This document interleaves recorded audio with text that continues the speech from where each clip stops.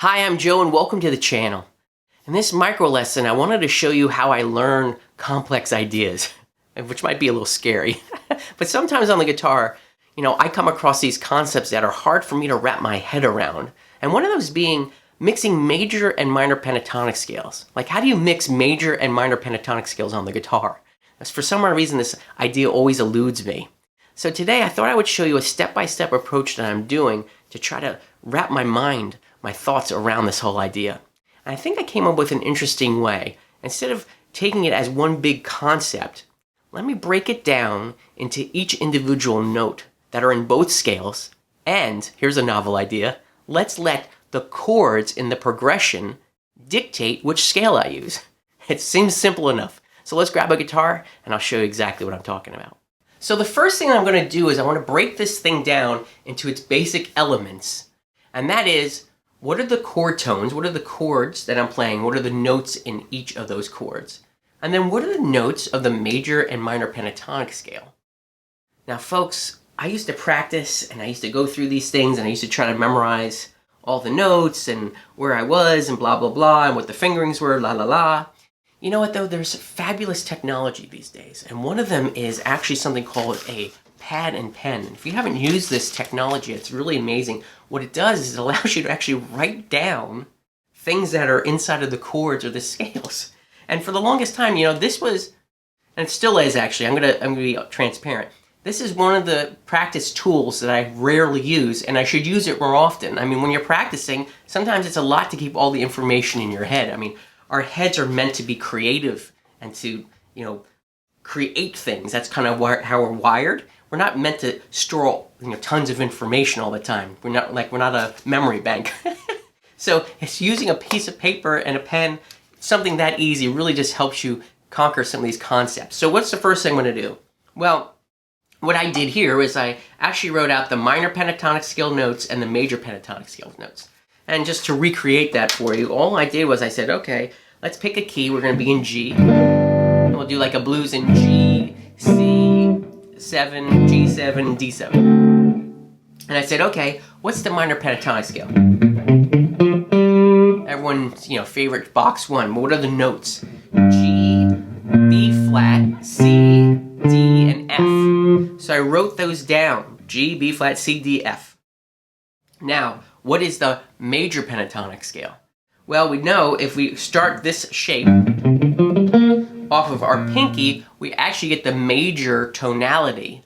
But what's happening here is you have to have the pinky on the root note. And that happens to be right. I'm playing in G, so I need to make sure that's G, not here, which would be a B flat. That would be a B flat major pentatonic. Here I need to be down here, and obviously because of my nut, I'm going to have to compensate. So what are my notes that I'm playing here? I have G, A, B, D, and E. And back to the G at the top.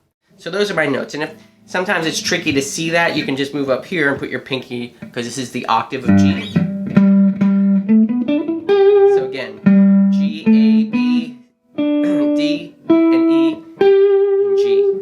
So now I have those notes. I have the minor pentatonic and the major pentatonic written down. Now, what are the chords? What are the chord tones? What are the notes that make up these chords? Well, we know that this G7 will start on the G note. And if you know how to build triads, and I made another video about that, I can put a card up there how to build chords, but it's usually the root, well, usually it is the root, the third, and the fifth. And we're also playing a seventh. So we're going to add the seventh onto this as well. So the notes for the G7 will be G, B, D, which is the bass triad. G, B, D. And then on top we need the seventh, which would be the seventh degree. F. And it's a flat 7. Because in the key of G, really F would be F sharp. So we have that for that chord. And then we can use the same shape if we want to move up to the C7. And what notes do we have? We have C, E, G, and B flat is the 7th. flat 7th. I keep saying the 7th, it's the flat 7th. And if we move up again for the D7, what do we have? We have D, F sharp, A, and the flat 7 is C. So all I did was I just wrote down those chords, the notes of those chords, and I built them up, as well as just the chords, just the notes that are inside the major and minor pentatonic scale. Yeah, look how high-tech this is. You know, who needs screen overlays when we can just hold a pad up with all the notes on it? But now what am I going to do? What's the exercise now? Well, remember, what we're trying to do is mix the major and minor pentatonic scale. And I want to make sure that the notes that I'm playing correspond with the chord tones. And I have to tell you, I'm still guilty of this sometimes. Sometimes I'll just take a pattern and I'll blow through it. And I'm not even listening to the chords that are happening underneath me. I just think I'm cool, blowing through this. And then my old way of thinking would be, okay, so we need to mix major and minor pentatonic. So if I do this shape, coming from the minor pentatonic scale, I know if I do this, that's coming out of box 2 of the major pentatonic. Box 2 would be the upper half of it. So I would just go, now box 2 of the major pentatonic. And I'm just blowing through these shapes, and I'm not even paying attention to the chords, which is the stupidest thing I could possibly be doing, because it's not musical. We want to land on the chord tones. Those are always going to be your strongest notes. And what's amazing about the 7th chords is we actually have 4 different notes on each chord to choose. And what's really cool, when we dig a little deeper in here, we actually can see that some notes are shared between the chords. So those are always going to be strong notes to kind of lay on and lean on, especially when the chord changes happen, because it'll turn into one of the other chord tones of the next chord. Or we can actually move down a whole step or a half step in some cases, that'll pick up a different chord tone in the chord that's changing in the chord progression. So what's an example? Well, let's look at the chords, the G chord again. The G7 chord. Well, we do know here that the notes G, that's in both the major and minor pentatonic scale because it's the root. That's nothing new. That B note only lives in the major pentatonic. Because when we play this minor pentatonic, we have the flat 3, and that's why lots of times you'll hear players, they'll tweak that flat 3 to imply the major third. And then we have a D, and the D lives in both scales. So that's kind of interesting. And we also, so that's in both. Now the F, that only lives in the minor pentatonic. You don't have that in the major pentatonic scale.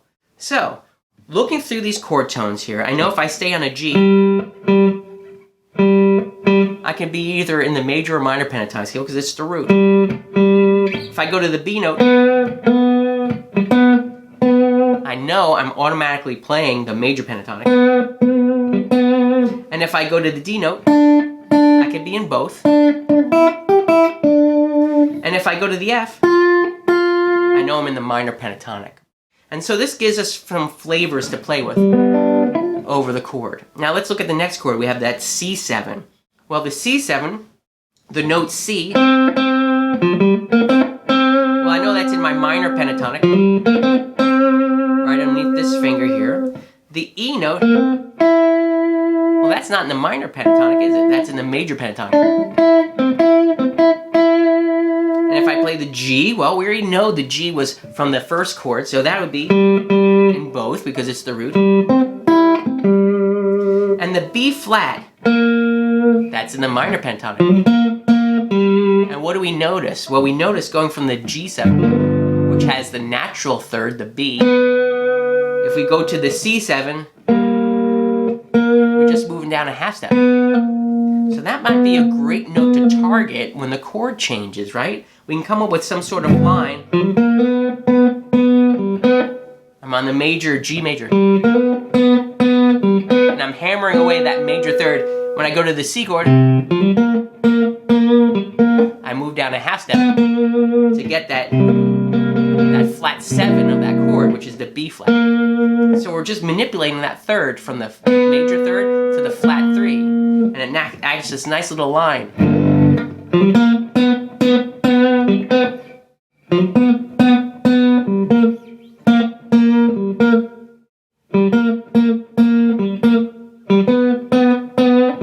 You can hear actually the chord changes right there.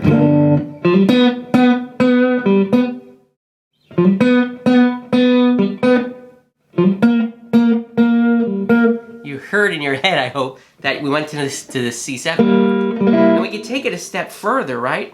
We know that in that G7, we're playing that major third. And this little line that I'm doing is just the flat 7 to the major, to the G, the root, and then hitting that major third. Well, if I want to be real fancy, I can jump over to the major pentatonic scale when the chord changes to the C7, because I can pick up this E that's in the major pentatonic, and do that same type of line, but leading to the B flat.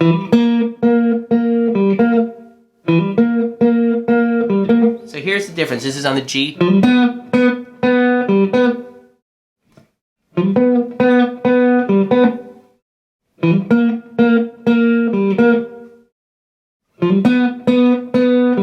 So hopefully you could hear the chord changes there. And all I'm doing, again, we're learning to mix major and minor pentatonic, but I'm using the chord tones and where they naturally fall in those scales over the chords that I'm playing. It's just that kind of that simple, but learning these different moves will help you. I mean, I know I'm not playing anything magical solo-wise here, but I'm just training my ear to hear those different switches between the major and minor pentatonic scale based on the chord that's underneath it. So let's look at now, like maybe the D chord, right? So the D7 has the note D in it, and we know that that's in both scales. That's in the major pentatonic, and it's in the minor pentatonic. And then there's an F sharp that's inside of this D7. Well, guess what? That's in no scale that we have in this exercise. We don't have that. We have an F major, but this is an F sharp. Well, that might be something interesting if you want to add a little sauce or special seasoning to your solos. You can maybe walk up from the F to the F sharp for that D7. But for now, we'll ignore that one because we're just trying to learn to switch between the major and minor pentatonic scale for G. So the next note we have is A. Well, A only exists inside of the major pentatonic. So that would be a note we want to target there. And then the C for the flat 7, that's back into the minor pentatonic. So those are some notes that we can actually play with. Now, what's interesting about this is, and what I've started doing is that's a lot to kind of memorize and digest at one time. So why don't we just pick one thing, and then we can move on to the next note that we might want to exploit. But let's just pick one note for now that we want to just hammer away on and play with. And the one that I kind of like is the idea of doing that third to the flat 3 in a song, in a chord progression. And if we wanted to, when we got to the D7, we can come up here to the C, because we know that's this flat 7 of the D, and then come back down for the major third.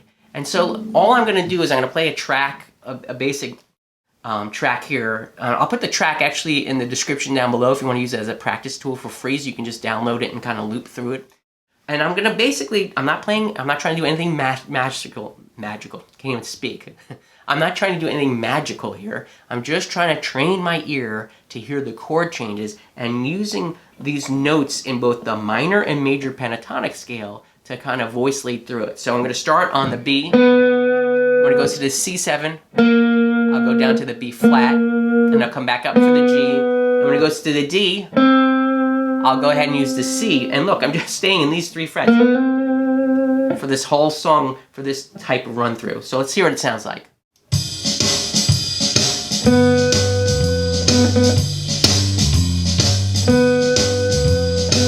To the B flat. Back to the B. To the C. B flat. So that was great. I was mixing minor and major pentatonic scales, and I'm just staying on 3 frets, but I'm training again my ear. And we can come up with more kind of sophisticated lines if we wanted to, doing kind of the same concept. So.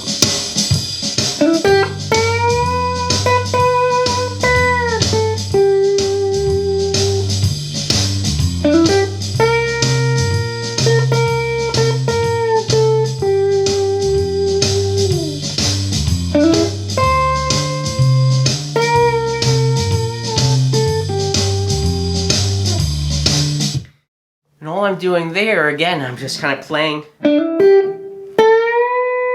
up to the B note on the G7,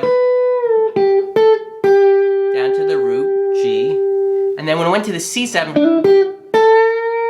I did a half step bend to get to the B flat. And then over the D7, I hit the C here, B flat again. So hopefully you can see the concept here. And just play with this idea. Try to come up with the different notes, the voice leading inside of what you wrote down on your piece of paper, and try to come up with some lines that'll tie everything together. And knowing which notes fall on which chords and which notes happen to be either in the major or the minor pentatonic scale will help you explore this concept a little bit further. I know it certainly has helped me. Well, there goes another micro lesson. Hey, I'm wondering if there's any concepts that you're kind of struggling with, let's learn them together. Leave them in the comments down below. And if it's something that maybe I can help with, I'm gladly will make a video on that. I hope you found some value in this video, and if you did, would you do me a favor? I'm really trying to grow the channel. Would you consider subscribing down below, hitting the like button, and knock on the bell? All those things really do help me out, and I'm so grateful for your support. As always, I wish you a great day.